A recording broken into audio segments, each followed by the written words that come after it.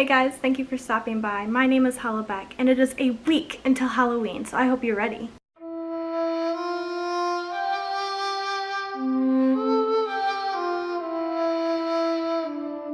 I just recently picked up the 3-book box set of Scary Stories to Tell in the Dark. I absolutely loved these books growing up, so I thought as a pre-Halloween treat, I would get you in the Halloween mood and read you my favorite story from each book. So, enjoy. A boy was digging at the edge of the garden when he saw a big toe. He tried to pick it up, but it was stuck to something. So he gave it a good hard jerk, and it came off in his hand. Then he heard something groan and scamper away. The boy took the toe into the kitchen and showed it to his mother. "It looks nice and plump," she said.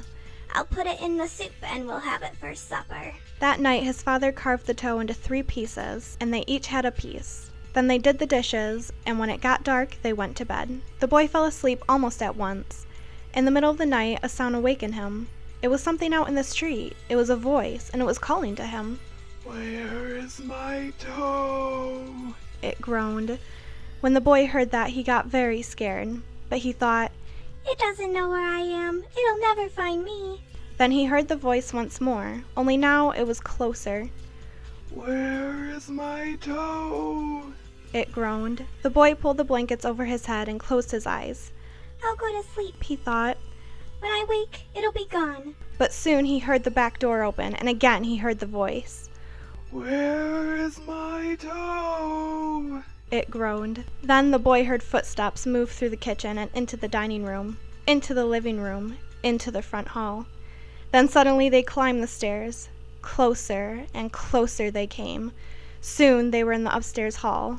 Now they were outside his door. "Where is my toe?" The voice groaned. His door opened. Shaking with fear, he listened as the footsteps slowly moved through the dark toward his bed. Then they stopped. "Where is my toe?" You've got it! 3 old men shared a room at the nursing home. Their room only had 1 window, but for them it was the only link to the real world. Ted Conklin, who had been there the longest, had the bed next to the window. When Ted died, the man in the next bed, George Best, took his place, and the 3rd man, Richard Green, took George's bed. Despite his illness, George was a cheerful man who spent his days describing the sights he could see from his bed. Pretty girls, a policeman on horseback, a traffic jam, a pizza parlor, a fire station, and other scenes of life outside. Richard loved to listen to George, but the more George talked about life outside, the more Richard wanted to see it for himself. Yet he knew that only when George died would he have his chance. He wanted to look out that window so badly that one day he decided to kill George. "He's going to die soon anyway. He told himself. What difference would it make?" George had a heart attack. If he had had an attack during the night and a nurse could not get to him right away, he had pills he could take. He kept them in a bottle on top of his cabinet between his bed and Richard's. All Richard had to do was knock the bottle to the floor where George could not reach it. A few nights later, George died, just as Richard had planned he would. And the next morning, Richard was moved to the bed by the window. Now he would see for himself all the things outside that George had described. After the nurses had left, Richard turned to the window and looked out. But all he could see was a blank brick wall.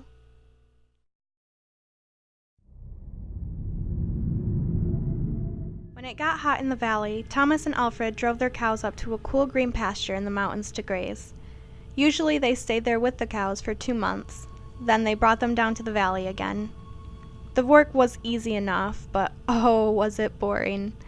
All day the 2 men tended their cows.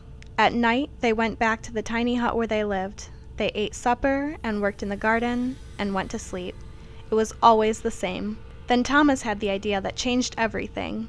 "Let's make a doll the size of a man," He said. "It would be fun to make, and we could put it in the garden to scare away the birds." "It should look like Harold." Alfred said. Harold was a farmer they both hated. They made the doll out of old sacks stuffed with straw. They gave it a pointy nose like Harold and tiny eyes like his. Then they added dark hair and a twisted frown. Of course, they also gave it Harold's name. Each morning on their way to the pasture, they tied Harold to a pole in the garden to scare away the birds. Each night, they brought him inside so that he wouldn't get ruined if it rained. When they were feeling playful, they would talk to him. One of them might say, "How are the vegetables growing today, Harold?" Then the other, making believe he was Harold, would answer in a crazy voice, "Very slowly." They both would laugh, but not Harold. Whenever something went wrong, they took it out on Harold. They would curse at him, even kick or punch him. Sometimes one of them would take the food they were eating, which they were both sick of, and smear it on the doll's face. "How do you like that stew, Harold?" He would ask.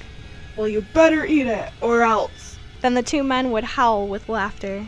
One night, after Thomas had wiped Harold's face with food, Harold grunted. Did you hear that? Alfred asked. "It was Harold," Thomas said. "I was watching him when it happened. I can't believe it." How could he grunt? Alfred asked. He's just a sack of straw. It's not possible. "Let's throw him in the fire," said Thomas. "and that will be that." Let's not do anything stupid, said Alfred.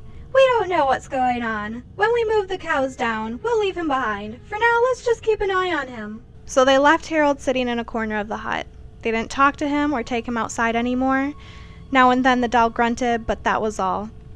After a few days, they decided there was nothing to be afraid of. Maybe a mouse or some insects had gotten inside Harold and were making those sounds. So Thomas and Alfred went back to their old ways. Each morning they put Harold out in the garden, and each night they brought him back into the hut.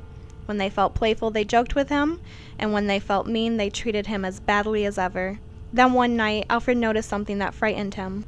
Harold is growing. "I was thinking the same thing," Thomas said. Maybe it's just our imagination, Alfred replied. We have been up here on this mountain too long. The next morning, while they were eating, Harold stood up and walked out of the hut. He climbed up on the roof and trotted back and forth like a horse on its hind legs.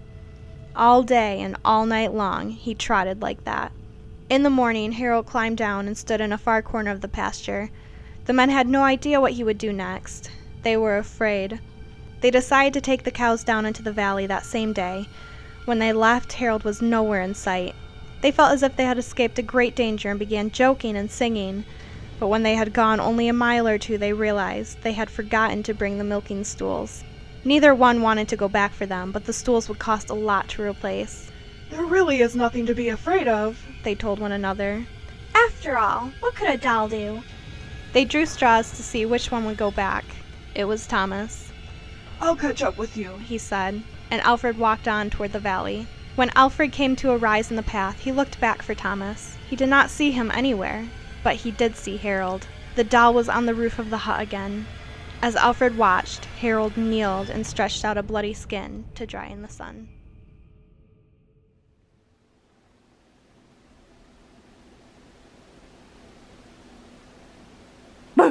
Alright guys, but that's all I have for you today. I really hope you enjoyed me reading those stories to you. Let me know down in the comments which one was your absolute favorite, or is there another one from the books that you absolutely love?